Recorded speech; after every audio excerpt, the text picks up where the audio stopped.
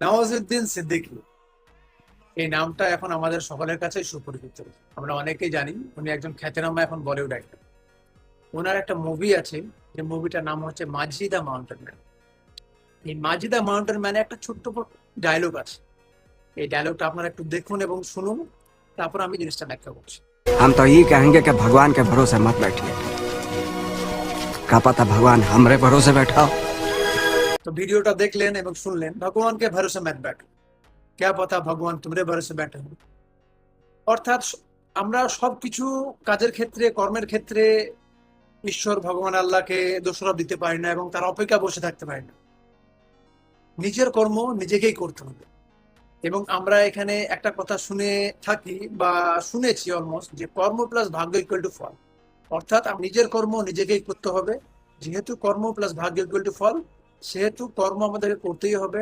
বিনা কর্মে কোনো রকম কিছু হয় না। সুতরাং আপনাদের সকলের কাছে একটা বক্তব্য বা রিকোয়েস্ট, যারা এই ভিডিওটা দেখছেন, যে অবশ্যই কর্ম করুন, তবে একটা দিন গিয়ে আমরা সাকসেস হতে পারবো। কেননা বিনা কর্মে কোনো রকম কোনো কিছু হয় না। সবসময় ঈশ্বর সবকিছু করে দেয় না, ঈশ্বর আল্লাহ ভগবান যাই বলুন না কেন। তবে আমরা যেহেতু ভারতবাসী, আমরা ঈশ্বরকে অনেক বেশি মানি এবং ঈশ্বরের প্রতি ফেথ রাখি, বিশ্বাস রাখি, যেটা অনেকটাই দরকার। অবশ্যই রাখুন, কিন্তু সমস্ত কাজকর্মের জন্য শুধু ঈশ্বরের উপরে ভরসা করে বসে থাকা যাবে না।